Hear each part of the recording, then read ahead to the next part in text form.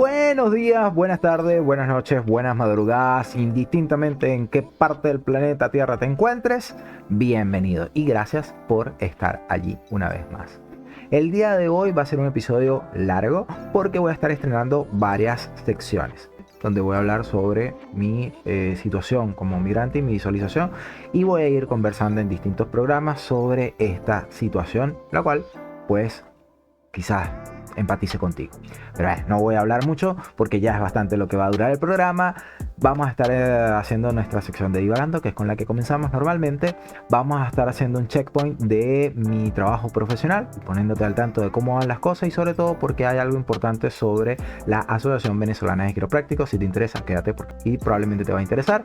Y lo último es una diferenciación muy importante sobre lo que es el entrenamiento y lo que es acondicionamiento. Así que va a estar cargado y lleno de mucha información el siguiente programa. Así que, bienvenido. Hablo de todo sin saber de nada. Sí, Luis, hablo de todo y me da la risa. Hablo de todo sin saber de nada. Sí, Luis, hablo de todo y me quedo en la esquina. Yeah. Baja la pantalla, sube la realidad. Me veo en el reflejo haciendo de ideal. Y sí, ya sé, qué pena que más da. Me río de mi truco para no confesar. Cuando somos niños, vemos a nuestros padres primero como lo único que existe, lo único seguro que hay, ¿no? No hay conciencia de la muerte, no hay conciencia del peligro, no hay conciencia de absolutamente nada más que de refugio. Y ese refugio que uno busca de forma natural, evidentemente está en quien te cría, ¿no? Quien está ahí contigo el día a día. Por lo general, tus padres. Y digo por lo general porque conozco las realidades, o soy consciente, mejor dicho, mejor expresado así, soy consciente de las distintas realidades que existen para con otras personas, ¿no?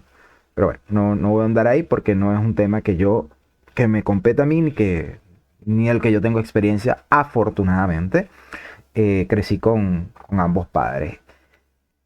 Y si bien existen en mi vida figuras guía, y ya he hablado de ellas y probablemente seguiré hablando en algún momento, hoy voy a hablar específicamente de papá y mamá. Mi padre y mi madre, aún vivos y agradecidos de que estén allí cada vez que los necesito. Hay algo interesante precisamente por eso de que los necesito. Y es que, como digo, cuando somos niños, nosotros lo único que hacemos es necesitar de ellos. Y de manera como refugio, o así lo veo yo.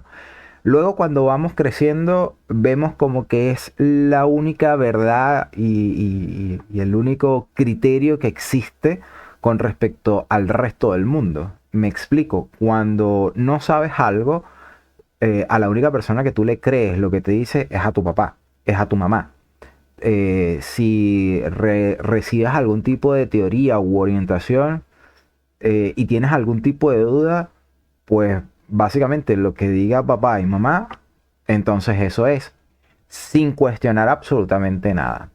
Luego ya en la preadolescencia comenzamos a cuestionar la lógica, porque obviamente nosotros vamos desarrollando un criterio propio y empezamos a acrecentar esas dudas. Y bueno, luego viene ya la problemática de adolescencia, donde cuestionamos absolutamente todo, incluyendo a nuestros padres.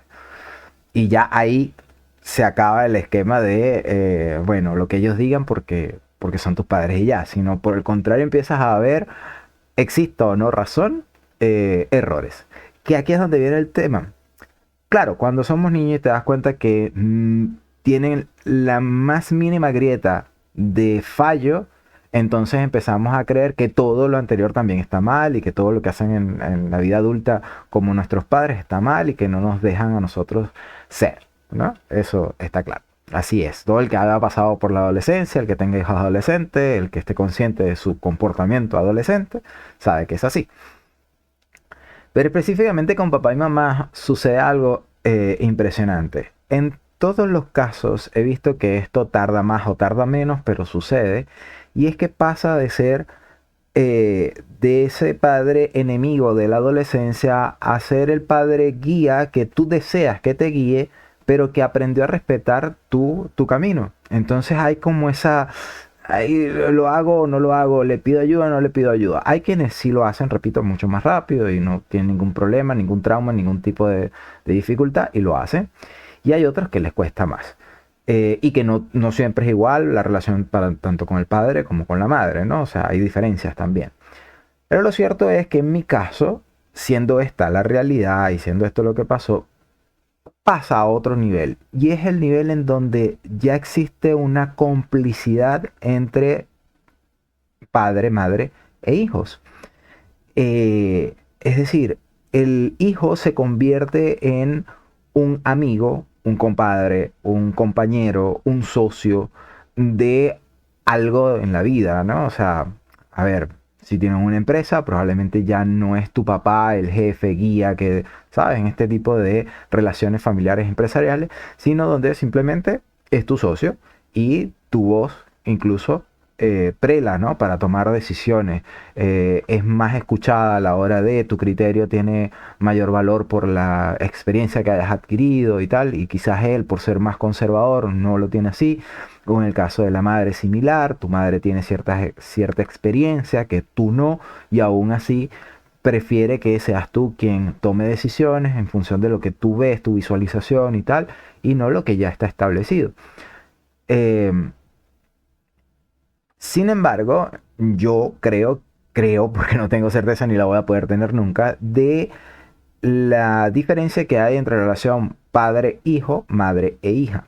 Madre e hija sobre todo se mantiene en la relación de madre, en la relación materna, porque la madre tiene un hijo, o normalmente suele tener un hijo, y la madre de esa señora ya pasa a ser la abuela. Entonces ahí hay una competencia, por así decirlo, entre quién cría mejor por parte de la hija que ahora tiene hijos, ¿no? O sea, yo creo que esto es lo que se debe hacer, pero no sé, entonces me hago cómplice, pero al mismo tiempo digo que así no, que esto debe ser así, que yo no voy a cometer este error, y a ver, es parte de la evolución y eso está bien. Pero ahí hay un cambio porque eso no se ve normalmente entre padre e hijo. Es, es- Ese pequeño lapsus es así, un lapsus, un momento, algo, un detonante en algún momento suele ocurrir con los padres, que ahora son, eh, que ahora son abuelos. Ese tipo de competencia que acabo de describir de la mujer, creo, o he visto que suele suceder, pero como por un episodio, por algo, no es como algo constante como si veo que ocurre con la mujer. Entonces creo aquí que hay una diferencia. Sin embargo, repito, yo no puedo tener una certeza absoluta, no estoy diciendo una realidad, estoy diciendo lo que yo he visto, ¿no? Lo que yo he observado. Pero luego de eso viene otra etapa y es donde los hijos nos convertimos ahora en el guía, en el tutor, en el acompañante de nuestros padres, que es en donde estoy yo o donde yo me siento en este momento. Mis padres, pues siempre para mí fueron un norte a seguir en muchas cosas y en muchos casos, en la mayoría de ellos, y otras donde empezaron a ser el centro de consulta, pero no el centro de consulta de qué hago, sino el centro de consulta moral, ¿sabes? O sea, mira, decidí hacer esto o cometí este error.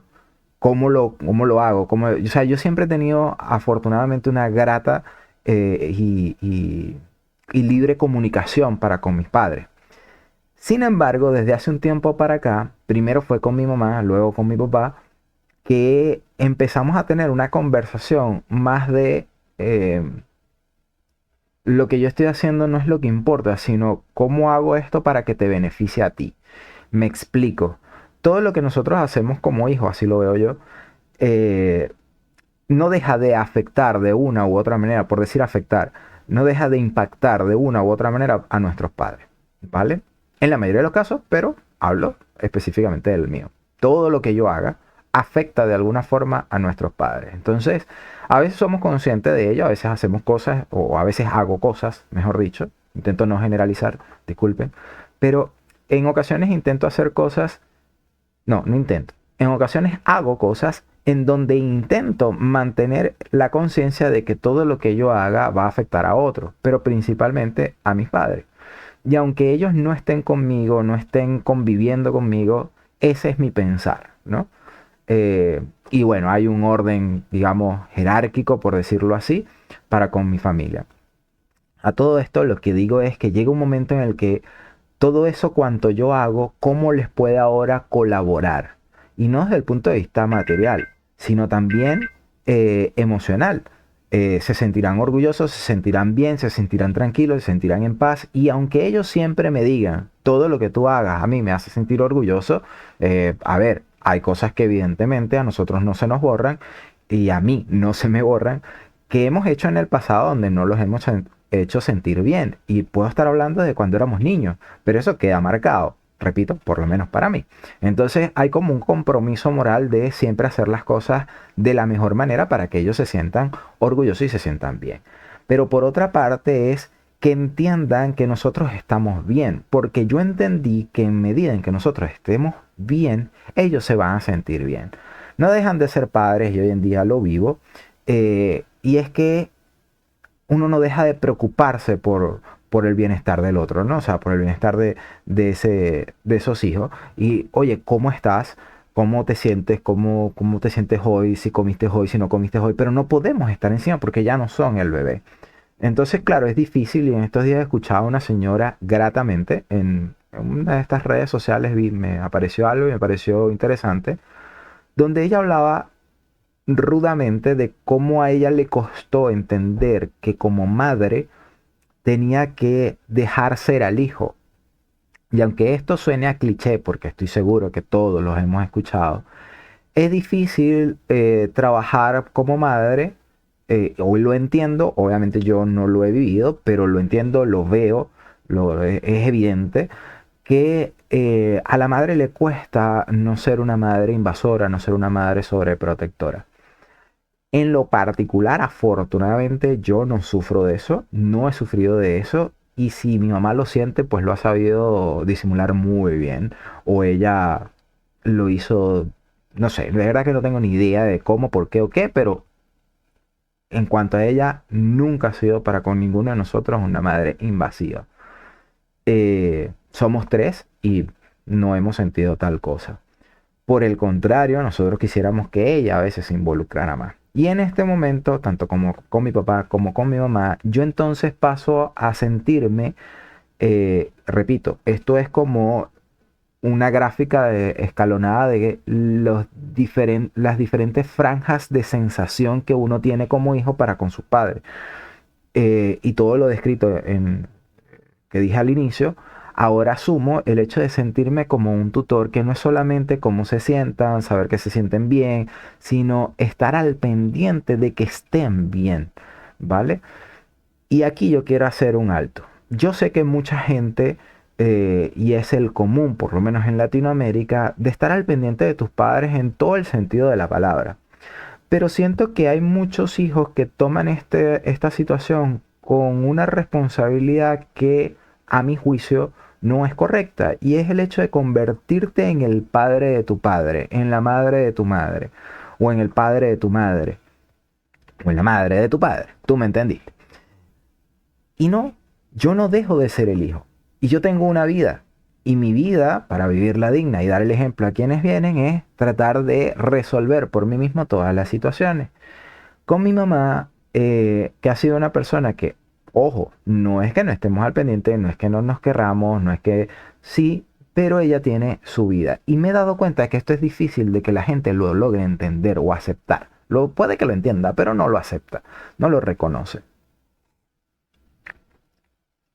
La mayoría de las personas, lo que suele ocurrir con la mayoría de las personas es que se hacen cargo del problema de la madre con la intención de querer resolverlo cuando no es esto lo que ocurre. Y ojo, estamos hablando de una situación donde sí, están entrando en una tercera edad, pero son autovalentes, tienen capacidad de decisión, tienen sus sentidos. Otro caso es que sea un anciano que requiere ya de un cuidado, ya eso es otro tema. Yo no he llegado allí, aunque lo he visto con otros familiares, yo no he llegado allí. En donde yo me encuentro ahorita es en donde muchos de mi generación, o sea, muchos a esta edad, quiero decir, no de mi generación, sino distintamente las generaciones pasadas, han llegado a esta edad y llega a este punto en donde quieres hacerte cargo del problema de tus padres porque los invalidas. haciendo exactamente lo mismo que probablemente aprendiste porque ellos lo hicieron así contigo, donde tú en una etapa adolescente o mm, previamente adulta, pretendían establecer qué, cómo y hacer por ti. Yo afortunadamente, bien no crecí así, no crecí con esa cultura. Sí tengo una diferencia entre papá y mamá, dado que mi mamá es más libre en ese aspecto, no hay tantas ataduras, me refiero, mientras que con mi papá es más tradicionalista y probablemente él sí sienta de, ajá, pero bueno, ayúdame, bueno, pero hazme, resuélveme, ¿no? Y en ambos casos yo me siento muy bien, porque con mi papá hay algo en particular. Mi papá siempre fue el que me exigió de una manera muy peculiar, pero siempre me exigió en hacer las cosas bien, en hacerlas mejor, en perfeccionarme, etcétera. Y que todo lo que yo hacía siempre había un error y algo que corregir. Entonces eso en cierta manera genera un tipo de frustración, pero una frustración que uno aprende a ir manejando porque si bien para con él siempre hay esa relación de choque, o hubo esa relación de choque, en mi vida social esa relación ayudaba a que me fortaleciera para la vida cotidiana, ¿vale? Entonces cuando yo me enfrentaba a situaciones donde había que hacerlo mejor, corregirme y tal, todo lo que me hicieran o me dijeran o me señalaran o tal, era inmune en realidad. Aprendía a sobrellevarlo. A pesar de ciertos detalles, obviamente, no es que fuese perfecto, pero me preparó y me ayudó. Con mi mamá, la capacidad que me daba de solventar por mí mismo, de darme herramientas, pero ve a ver cómo lo haces, me ayudó muchísimo. Y esto puede ser diferente, digamos, la batuta, la dirección de cada padre puede ser diferente. Algún rol lo toma la mamá, otro rol lo toma el papá y a veces en viceversa. A mí me tocó así. He notado que lo común es al revés, pero bueno, a mí me tocó así.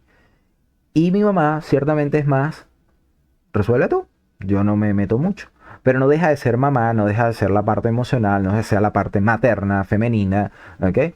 Y mi papá, si bien no deja de ser la parte, digamos, más varonil, más resuelve tú, date tu golpe y levántate, sí. Pero él en particular, y ojo que quizás esto sea solamente conmigo, es más cuidadoso en exigirme, o había sido más cuidadoso en exigirme, en darme, en la palabra creo que es esa, exigirme y estar al pendiente de que lo hice bien. Entonces estar ahí constantemente, ¿no? Ser un poco sobreprotector. Y hoy en día, mi mamá, entiendo ese llamado de, hey, préstame atención que necesito algo, te quiero comentar algo, necesito desahogarme y escúchame. Eh, mm, Uno se convierte de alguna manera en ese orientador y en esa mano ayuda que requieren. Y también uno, o por lo menos yo, estoy al pendiente de ciertas cosas y a veces decimos como que, o yo veo, aquí es donde veo la diferencia, ¿no? Que a esta etapa, a diferencia de lo que yo hago y lo que hacen los demás, es que yo veo que frente a esa situación muchos hijos toman ese rol de padre de, bueno, mamá, tienes que hacer esto, bueno, mamá, ahora hasta la otra cosa. Yo no soy su papá, ella es adulta. Y si bien puede recibir una orientación, hay formas de decirlo. Puedo decir lo mismo, pero de otra manera. Por ejemplo, mamá, mira, esto es lo que ocurre, esto es lo que debe ocurrir. Obviamente tú eres adulta, tú decides cómo lo quieres hacer, pero esto es lo que corresponde. Si tú no lo haces, los resultados van a ser este otro. Sea lo que sea, yo estoy aquí. Vive como tú quieras, sin embargo, toma en cuenta los riesgos. Porque así me crió ella. Con mi papá también sucede lo mismo, pero es diferente. Con mi papá también ahora surjo como una especie de, surjo, o sea, o aparezco o estoy como una especie de orientador en diversas áreas, sobre todo técnicas, ¿no? Cosas que mi papá no maneja hoy en día, sobre todo con respecto a tecnología o un área en la que me formé, que es publicidad, todo lo que tiene que ver con diseño, colores, creación de imagen y todo esto, él me dice, oye, échame una mano porque no sé qué significa esto, no sé cómo se hace, dime qué es lo que hago. Y aquí es donde viene el tema. Con mi papá me siento raro porque mi papá siempre fue el que yo buscaba y le decía cómo lo hago. Y ahora es él quien me busca a mí y me dice cómo lo hago. Entonces yo sentirme útil en ese sentido, bien. Pero yo no asumo con mi papá tienes que hacerlo de esta forma. No, yo digo así se hace según lo que yo sé, pero obviamente existen muchas formas y bueno, tú decides cuál crees que te convenga. Claramente, en este caso, como son cosas más técnicas, no son cosas, digamos, emocionales o personales, sino de aplicación técnica, de aplicación práctica, él va a confiar, o es lo que ha sucedido, y lo cual agradezco enormemente, y me da un compromiso porque él confía en lo que yo le diga. Y creo que es la misma relación que había al inicio cuando éramos niños y le preguntábamos a nuestros padres, papá o mamá, o yo le preguntaba a papá y mamá. Creo yo que ahora yo siento ese mismo compromiso porque el compromiso de cuando tus hijos te preguntan cómo lo hago, tú tienes una responsabilidad de que no es tu criterio por per se, sino entender que lo que tú haces va a tener un impacto en el futuro de ese individuo a largo plazo. Entonces, el cómo lo haces, debemos explicar el por qué y el para qué.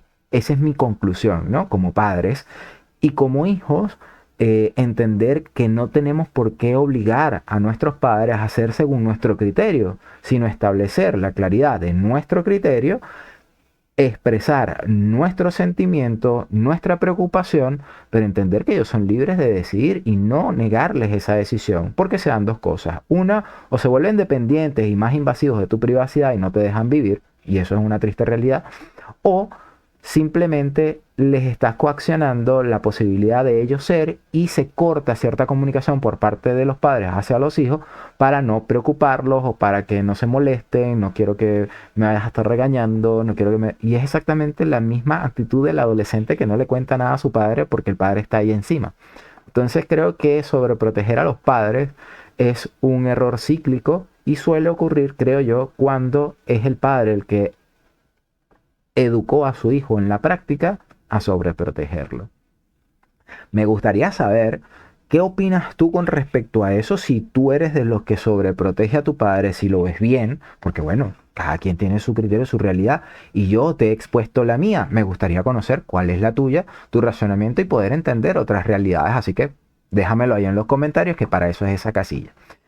Ahora bien, pasemos a otro tema mientras yo sigo tomando mi café, porque hay otros temas que me gustaría compartir contigo. Y hablando de padres, este está interesante. Veo la tele azul desde el sofá cansado, tu drama en la pantalla y yo mal enfocado. Opino de la luna, del precio y del dolor. Como yo les había dicho, yo vengo trabajando en diferentes áreas y una de ellas es en el área precisamente de la publicidad. Hay una rama de la publicidad que se llama Project Manager o Project Manager, manejador de proyectos, donde uno asume, en ese cargo uno asume la responsabilidad de todos los aspectos de desarrollo de un proyecto. ¿Okay? Desde la administración, implementaciones técnicas, implementaciones de logística, implementación de organigramas, organización de eventos, en fin, todo lo que tiene que ver con el proyecto para dejarlo andando. Eh, Tú no eres propiamente un gerente, ¿okay? Sino un manejador del proyecto. Una vez que el proyecto se pone en marcha, pues ya ahí uno se desentiende y puede asesorar eventualmente porque uno tiene la base, uno tiene claro la base. Entonces como que regresar a la guía. Es como elaborar para un proyecto, imagínate tú, no sé, quiero hacer una panadería. Entonces, claro, la panadería necesita tomar en cuenta un montón de factores y si tú no sabes absolutamente nada, sería buenísimo tener una guía. Bueno, esa guía lo da un manejador de proyectos. Un manejador de proyectos agarra tu idea, la analiza entendiendo ciertos parámetros y ¿cómo se llama esto? Y fundamentos, los plantea, los estructura, te los muestra, lo negocian, lo adaptan y entonces lo llevan a cabo según ciertas metodologías implantadas por un manejador de proyectos que va de alguna manera dirigiendo algunas cosas, pero sin quitarle la responsabilidad al dueño, gerente, presidente de dicha organización, empresa o emprendimiento. Entonces, una vez que el proyecto avanza, da inicio como tal a su productividad, ya el Project Manager deja su labor de manejador de proyectos, sino que pasa a ser más bien un asesor eventual. En este momento yo me encuentro como Project Manager de una asociación relacionada a mi trabajo, que es la Asociación Venezolana de Quiroprácticos. Una asociación que viene creciendo, que viene implementándose, que por ahora es eso, es un proyecto, pero que ya está trabajando, ya está en funcionamiento. y que viene con un arduo trabajo. Sin embargo, dentro de lo que es la organización hay un nuevo proyecto con el cual yo estoy trabajando y es un proceso de formación para quiroprácticos. Esto me llena mucho de orgullo, me entusiasma muchísimo, no solamente por mi trabajo como Managed Project, sino o Project Manager, sino porque es una labor, es una o una formación que colabora en una labor que admiro mucho y que considero que requiere de mucho trabajo todavía. Entonces ser parte de esto siento y creo y tengo fe en que va a ser un cambio significativo para mi país y yo siento esa deuda como la mayoría de los venezolanos que hemos salido del país, cómo devolverle la gratitud que le tenemos a nuestro país, a los nuestros. Y cuando digo nuestro país, yo no me refiero al araguaney, no me refiero porque a veces, y eso es harina de otro costal, lo voy a tocar más adelante en otra sección, pero eh, me refiero que mucha gente dice devolverle a mi país, ¿no? Y sí, pero me refiero a los míos, aquellos que de alguna forma me ayudaron, a los hijos de mis profesores, a los hijos de los médicos que me atendieron, a los vecinos que estuvieron ahí en los momentos más críticos para mí o más significativos. O sea, creo que la gente requiere de una dignidad de vida y creo que esta es mi manera de aportar algo, ¿no? Sé que puede ser un poco rebuscado, pero esa es la realidad de mi sentimiento. Entonces, en función de eso, yo me siento muy contento de poder colaborar con esta asociación porque es más allá de una simple organización para mí, sino que es la manera en la que en mi país van a poder formarse de manera profesional en un área en la que me gusta muchísimo y que estoy seguro que puede ayudar a mucha gente. Entonces, va a ser un ganar, ganar, ganar, ganar, ¿vale? Dicho esto, como project manager de esta asociación, pues me ha tocado investigar muchísimo porque debo trabajar en cuanto a formas de puntuar este proceso de educación porque dista un poco de lo que convencionalmente se conoce. Es un trabajo netamente online, pero lo suficientemente serio para no vender cualquier cosa ni caer en errores muy comunes en este ámbito. Y, y hay algo importante. El presidente de esta asociación es mi padre. Entonces, imagínense o imagínate el compromiso que eso recae sobre mí, ¿no? O sea, el peso que eso conlleva, ¿no? Tengo que hacer las cosas muy bien, tengo esa presión de no cometer errores y no una presión porque él lo diga hoy, sino porque él confía en mí, entonces quiero hacerlo lo mejor posible para no dejarlo mal a él, para que él no quede mal ante los demás. Entonces aquí aplica lo que les decía en la sección pasada, cómo con nuestros padres a veces nos convertimos en el apoyo y en el tutor. Cuando fueron ellos quienes nos enseñaron a nosotros, ahora nos toca a nosotros guiarlos en cosas que de repente ellos no manejan. Pero en este caso, muy bonito porque es en algo que él sí maneja muy bien y diría muchísimo mejor que yo, con herramientas que él desconoce, pero que yo sí, e intento hacerlo lo mejor posible para que él lo pueda llevar a cabo con todo el equipo de trabajo que está involucrado y que probablemente se seguirá sumando. Aclaro que si tú eres de Venezuela, si estás viviendo en Venezuela, esta información probablemente te es útil porque si conoces a algún profesional de la salud que a partir de noviembre del año 2026 quiere empezar a formarse como quiropráctico, ABQ, la Asociación de Quiroprácticos Venezolanos o la Asociación Venezolana de Quiroprácticos, va a ser la opción profesional y avalada para este fin.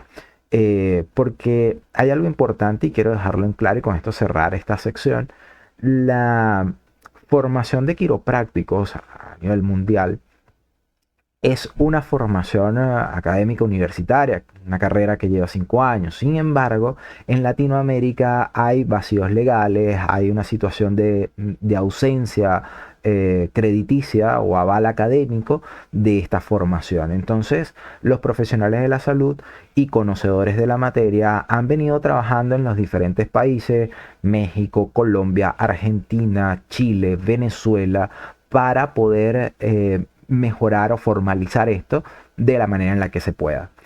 Por ejemplo, te doy un mero ejemplo. En Estados Unidos, donde está formalmente acreditado y avalado académicamente por una universidad la formación del médico quiropráctico o del doctor quiropráctico, es en la Universidad de la Chiropractic College, ¿ok? Entre algunas otras.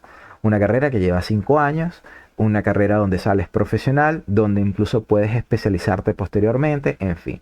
Sin embargo, en Chile, por ejemplo, existen quiroprácticos, pero hay una situación compleja. En Chile, para tú ser quiropráctico, estando y siendo de Chile, tendrías que tener una formación académica profesional relacionada a la salud. Puede ser kinesiología o fisioterapia, que para algunos casos es una homologación. Kinesiología o fisioterapeuta, kinesiólogo o fisioterapeuta, enfermero con alguna especialidad, médico, ya sea médico de base, es decir, sin ni especialización, simplemente graduaste de médico, o con alguna especialización claramente, u odontólogo, porque se consideran médicos. Entonces, cualquiera de estos profesionales de la salud puede ingresar en la Universidad de Chile a hacer una especie de posgrado que con 3 años se te da un crédito o una acreditación, perdón, de quiropráctico. ¿Qué pasa? Que en cuanto a esto hay un fallo. Esto se debe a que es una necesidad formar, valga la redundancia, formalmente a un profesional en esta área.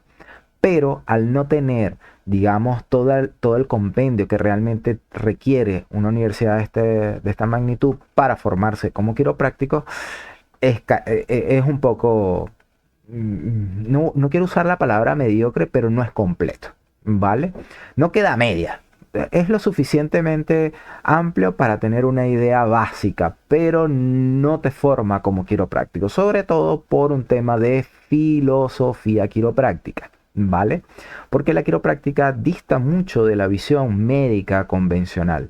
Es decir, no se aborda de la misma manera a un paciente de quiropráctica, por decir paciente, que a un paciente con problemas de salud, como lo hacemos en la medicina convencional. Hay una diferencia enorme.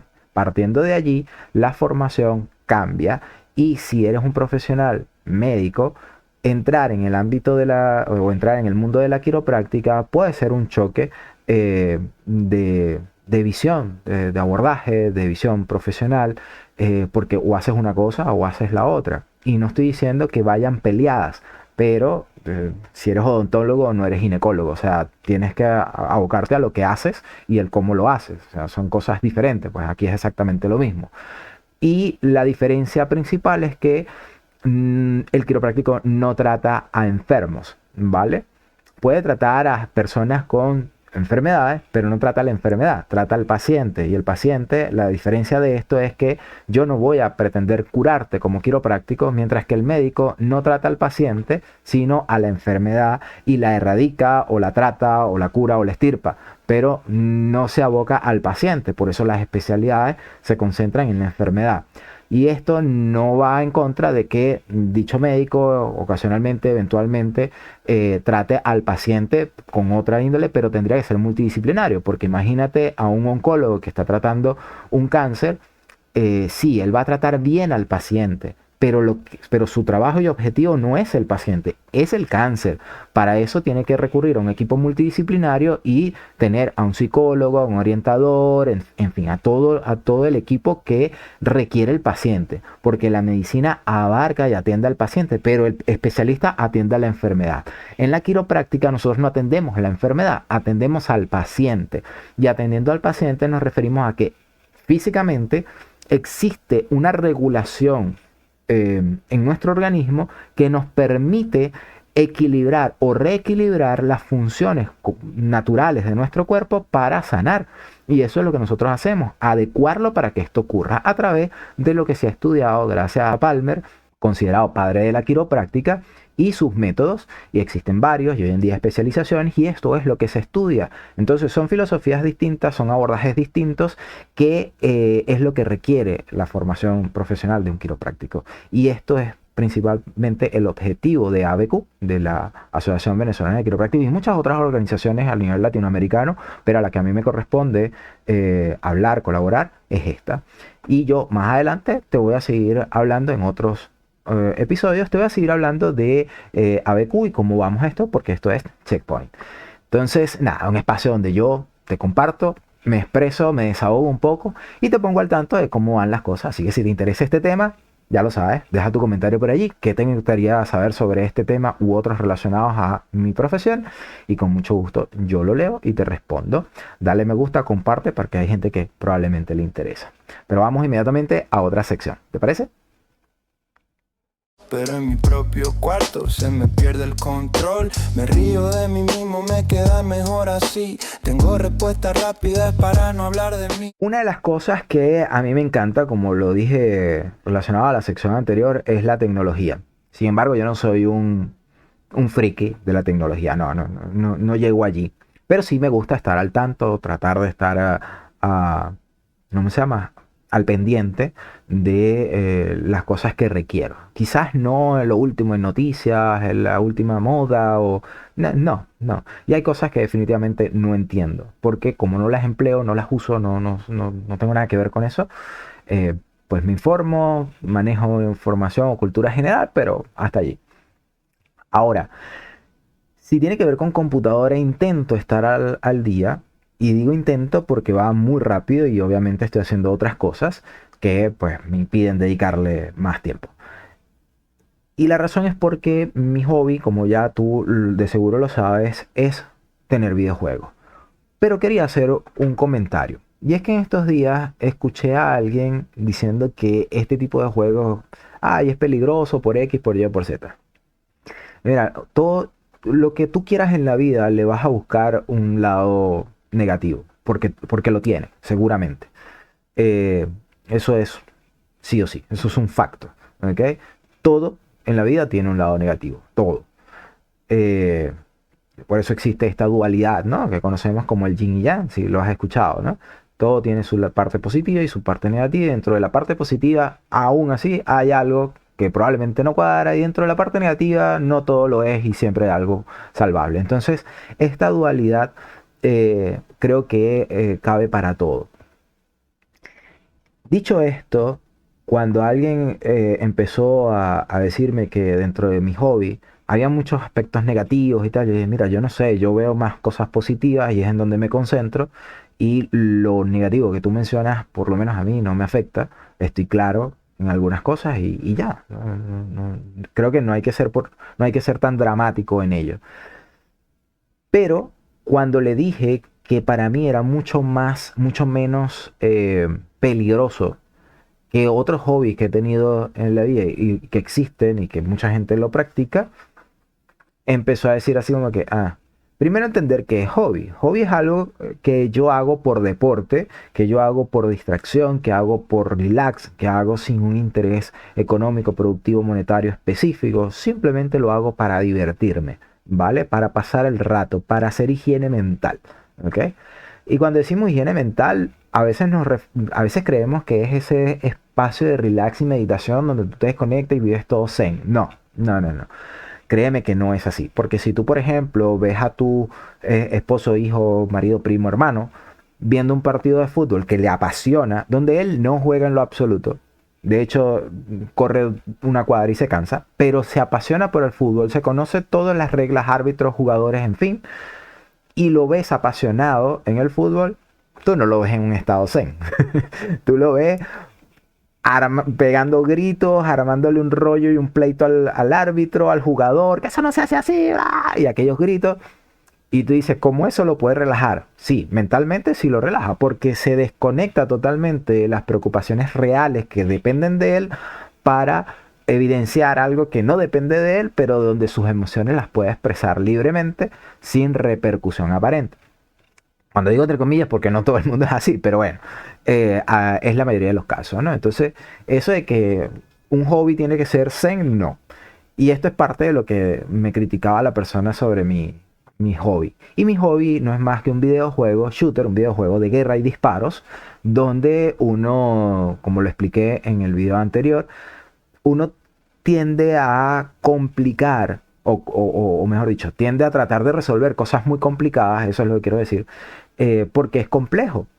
Y a veces mi esposa me dice, bueno, pero tú vas a relajarte o qué, porque te veo sufriendo ahí. Y sí, bueno, claramente uno se mete y se empapa de esa emoción, pero es igual que cuando tú vas al cine. Si tú vas al cine y la película es romántica, pues te enamoras y tal. Y si la película es de drama y tristeza, pues vives el drama. Y si la película es de terror, te asustas. Y si la película es de emoción, te emocionas y te exaltas, etcétera.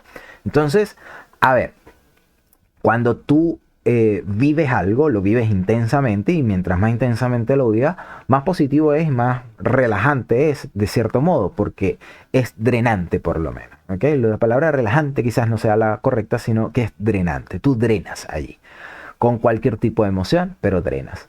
Desconectado de lo que vives a diario. Y eso es realmente un hobby. En este hobby, yo antes jugaba Airsoft. Airsoft es como jugar ese videojuego de disparos, pero en la vida real, con unos balines que no son los balines de pintura, como mucha gente me dice, ah, pero los balines de pintura.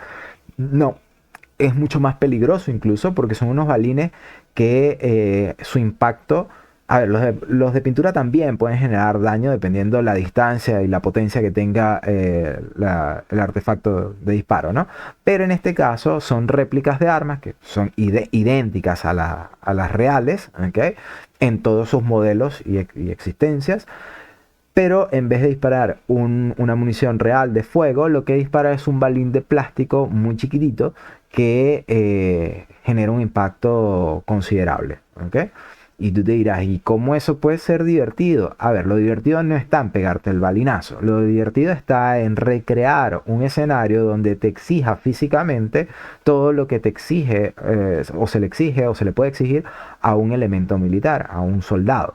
¿Ok? Entonces, o a un policía táctico, por ejemplo, donde tú tienes que sortear una cantidad de obstáculos de ciudad, de selva, de bosque, en fin, cualquier tipo de escenario, jugar a esconderte, jugar Es como jugar al ladrón y policía de niño, jugar a la era, a las escondidas de niño, al tocadito, pero con unos balines. ¿Okay? Por supuesto, esto no es para todos los gustos. Yo no soy una persona que le guste cualquier cosa, definitivamente. Pero eso en particular me gusta mucho. Y mucha gente me dice, ah, pero es que entonces eso es peligroso y tal. Sí, tiene su margen de riesgo, su margen de peligro, por supuesto que sí, y hay que considerarlo. Pero es menos peligroso jugar en la computadora, en este caso. Entonces ahí nos damos cuenta que jugar en la computadora, que mi hobby no es tan peligroso como lo haces ver. Si lo quieres buscar algo peligroso, lo vas a encontrar. Pero más peligroso es otro tipo de hobby, como por ejemplo el Airsoft. Pero el Airsoft dirá, bueno, pero es un deporte y es controlado y tal. Sí, sin embargo tiene un margen de peligro y si lo quieres encontrar, lo vas a encontrar. El hecho de que exista no quiere decir que no se pueda realizar. Porque, si a ver, vamos, a mí también me gustaba nadar aguas abiertas, es decir, meterme en una laguna, en un río, en una playa, digamos, no virgen, pero desolada, peligrosa, y nadar tantos kilómetros mar adentro o nadar en una laguna, atravesar la laguna, largos, o sea, no sé, 3 4 kilómetros, y cualquier día. ¿Y eso era un hobby para ti? Sí, para mí sí. Para mí sí. ¿Pero es peligroso? Sí, claro que es peligroso. Y es mucho más peligroso que jugar en videojuegos en la computadora. Ahora, ¿qué es más beneficioso? Depende. Y es que depende, no podemos etiquetar las cosas como como un todo para todos. El videojuego para mí en este momento no me es peligroso como si lo fuese hace unos años o para un sobrino, un primo que tiene 18 o 20 años. ¿Por qué? Porque está en un momento en donde debe esforzarse por mejorar toda la productividad que pueda realizar y vivir todas las experiencias que pueda vivir. Pero algo importante que yo me he dado cuenta en los últimos años es que si bien eso siempre para mí fue un hobby, no le dedicaba tanto tiempo como ahora le dedico. Yo literalmente todos los días juego, todos los días. Mientras que con el Airsoft tendría que ser una vez por semana. Y anteriormente era, por ejemplo, el nado de aguas abiertas era, cada vez que pudiera, o sea, cada vez 3 meses, 6 meses, ¿sí?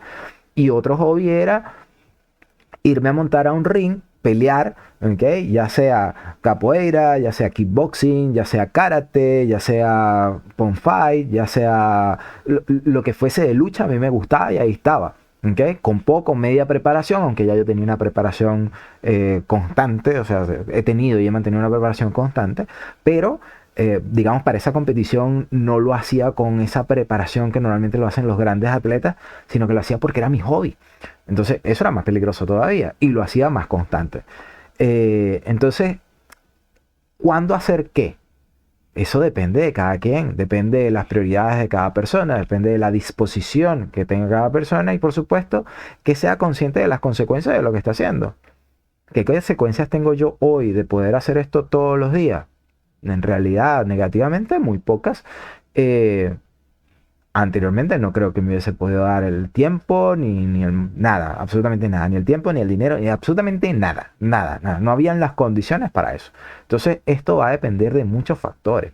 Lo importante aquí es que cada quien debe ser consciente de lo que hace y ligeramente juzgar algo negativo por simplemente ser un hobby es medio absurdo. No te metas.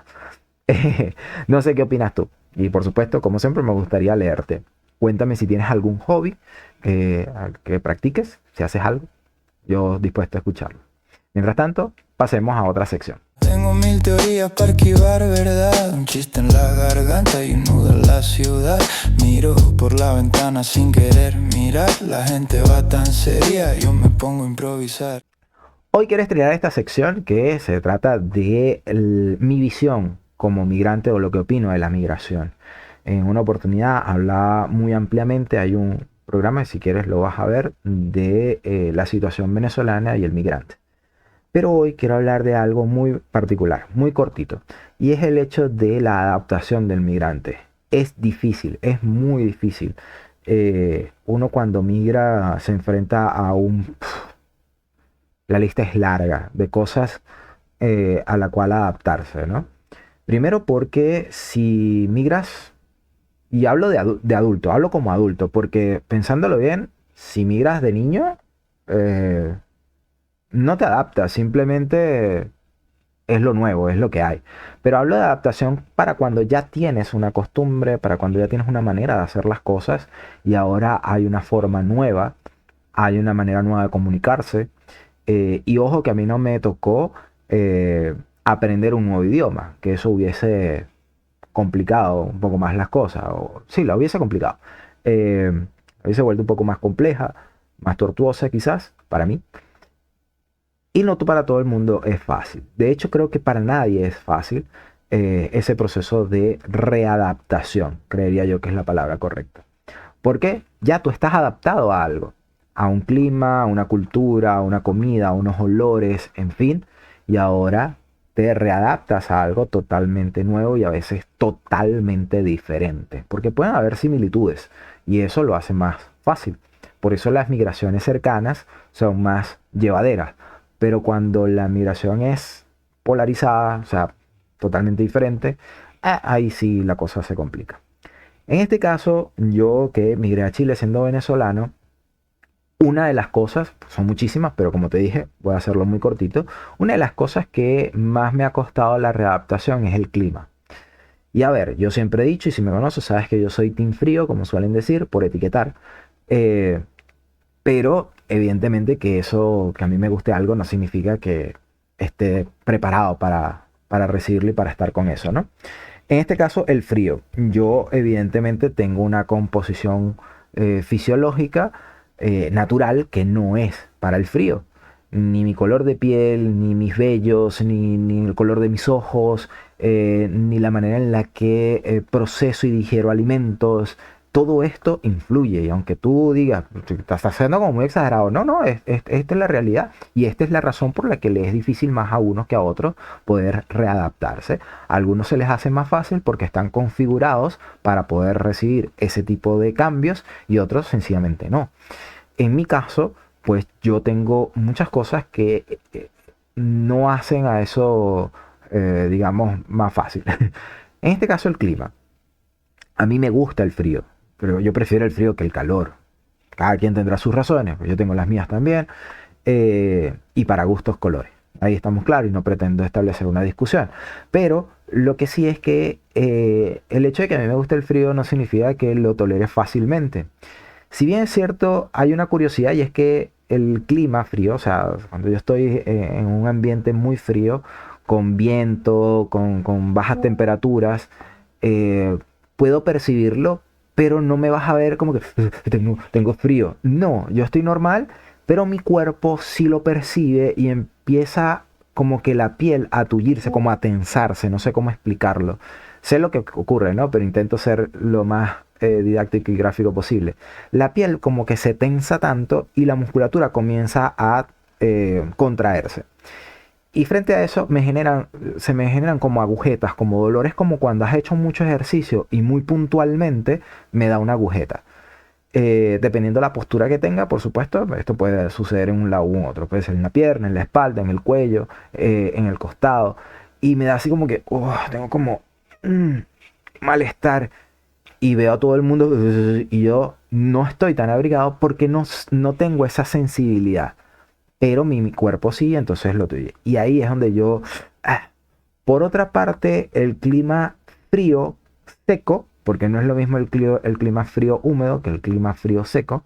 Con el clima frío seco, que es como suele ocurrir aquí en Chile, se me reseca la piel muy rápido. Me empieza a generar más caspa o algo similar a la caspa. Se me quema la piel, literalmente, como si yo llevara mucho sol. Y ojo que no es sol, porque también suele ocurrir, ¿no? Algunos expertos podrán decirme, pero es que si sales, evidentemente, al sentir el frío, sientes el calor quema y tal, o el sol, no el calor, porque no hay calor, sino el sol, los rayos UV te queman. Sí, eso es realidad, eso es verdad. Pero en este caso, sin tener el contacto o exposición hacia los rayos UV, igual me quema, pero me quema es el frío. Ahora, esto suele ocurrir en los pliegues, ¿sí? O sea, aquí en la parte de la nariz, en la ceja, hacia las pastillas o parte de las raíces de la barba, en el cuero cabelludo, y pareciese como que si fuese caspa, ¿no? Y no es más que una resequedad. Yo soy de tomar poca agua y entonces, obviamente, complica. Entonces, tener que readaptarme la forma en la que consumo el agua en ciertos ¿cómo se llama esto? En ciertos momentos climáticos, en ciertos... Ay, se me fue la palabra. En estos cambios climáticos, estas estaciones de clima, y que son muy drásticas, ¿no? Aquí en Chile son muy marcadas, pasas de una a la otra, pero de forma como la noche al día, o sea, muy, muy marcado. No hay como un proceso de adaptación, no, no, no, de una a la otra. Entonces, claro, tú empiezas a percibir todo esto de a golpe, o por lo menos mi cuerpo lo empieza a percibir incluso antes de lo que uno puede ver, ¿no? Ya yo cuando va a comenzar el frío digo, ya comienza a hacer frío. ¿Por qué? Porque mi piel comenzó a resecarse. Eso quiere decir que se secó mucho el ambiente, que bajó el clima y tal, en fin, todo esto. Por eso te digo que sí, el proceso de readaptación para un migrante es muy complicado.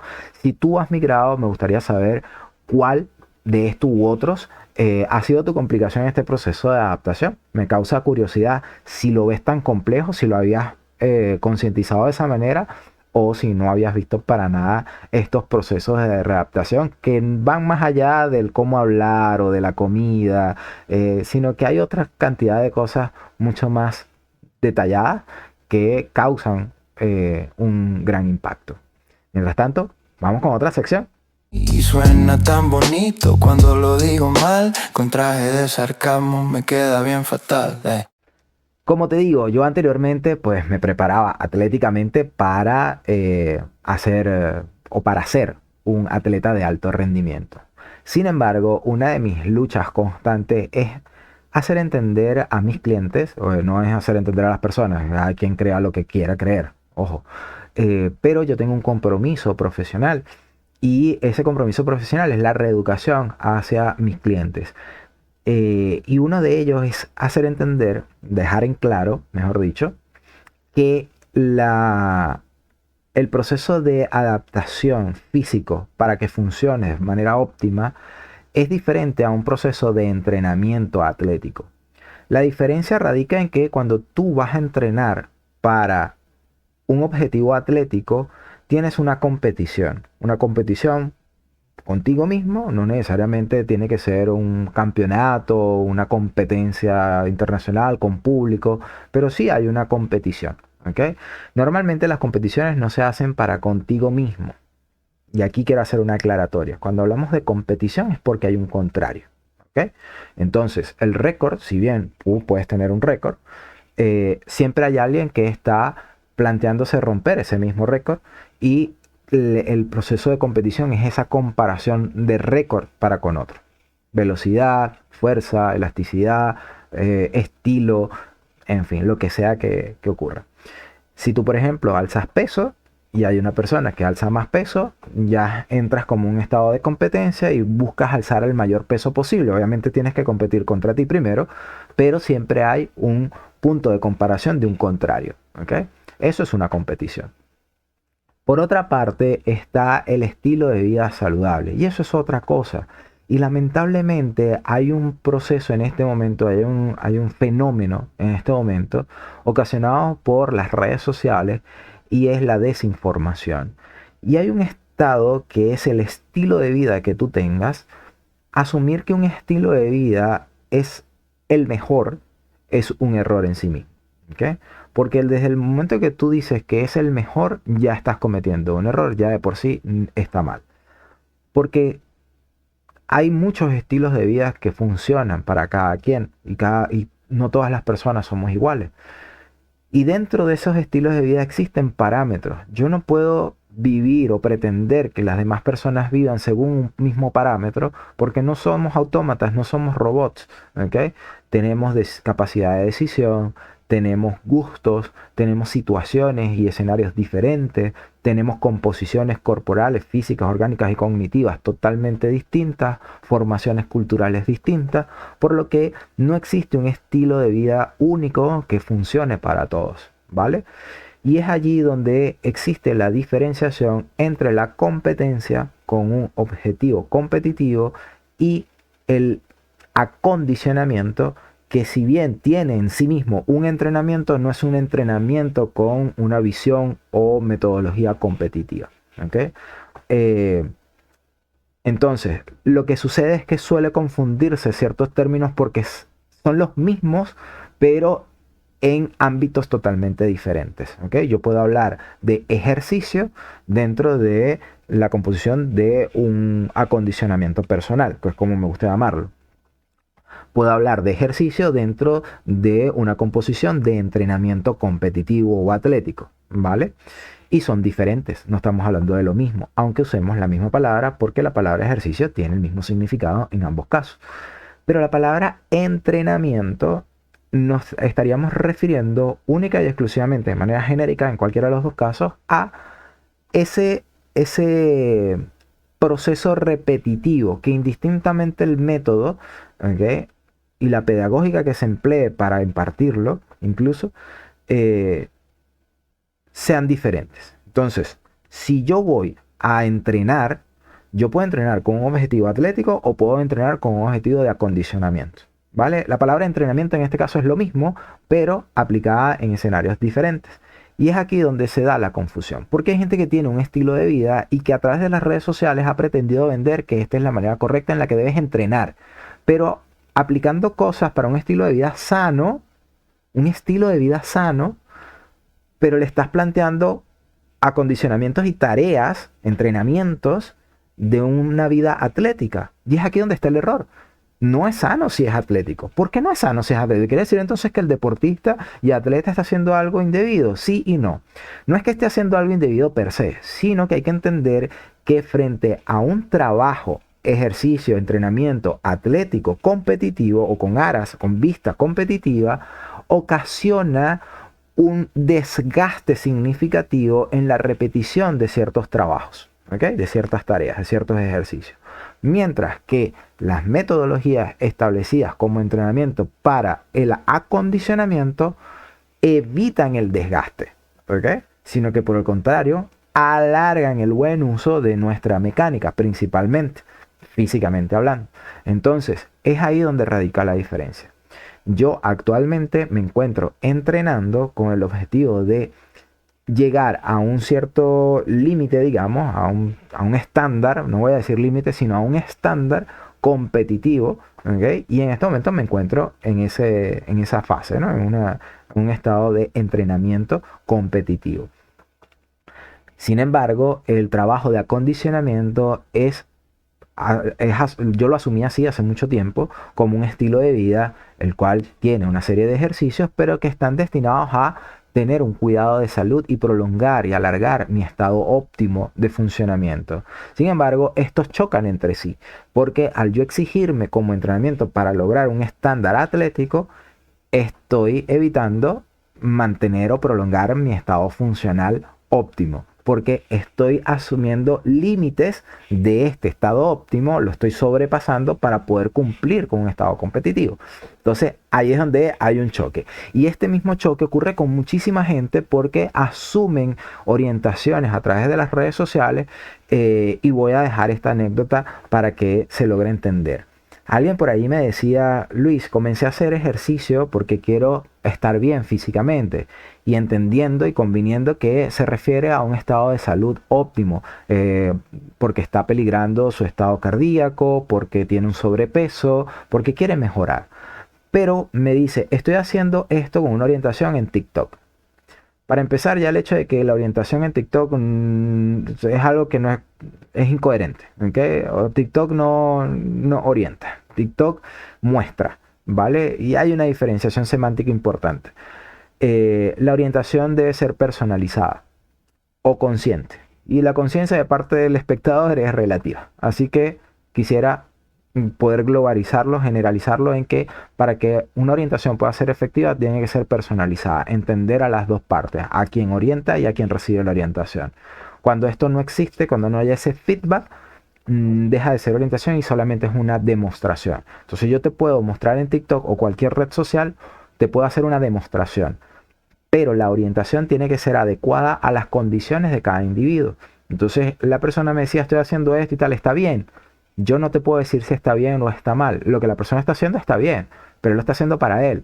No, yo no pudiera decirte que está bien para ti, porque tú tienes una base, un fundamento, unas ciertas condiciones preexistentes que deben ser evaluadas para establecer si lo que tú estás haciendo está bien, con una intención de prolongar tu estado de vida saludable.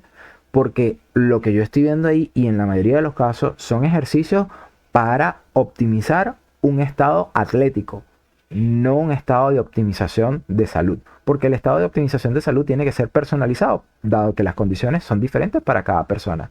Mientras que en el atlético son similares, porque allí, si bien es cierto, existen ciertas condiciones individuales, existen metodologías planteadas de forma general porque se requiere llegar a un estándar, y ese estándar es el que todo el mundo realiza para poder sobrepasar esos límites. Entonces, es más una exigencia que una adecuación. Y básicamente esa es la diferencia. El entrenamiento atlético y deportivo te plantea lograr exigencias y sobrepasar ciertos límites, mientras que en el estado de acondicionamiento lo que se plantea es preservar y alargar el estado óptimo de tu salud física. Esa es la gran diferencia. Yo en este momento estoy realizando un trabajo atlético, retomando algunas condiciones y viendo hasta dónde puedo llegar, tratando de preservar claramente, pero te repito, son tareas que chocan entre sí porque estoy exigiéndome. No es lo que yo le recomiendo a todo el mundo.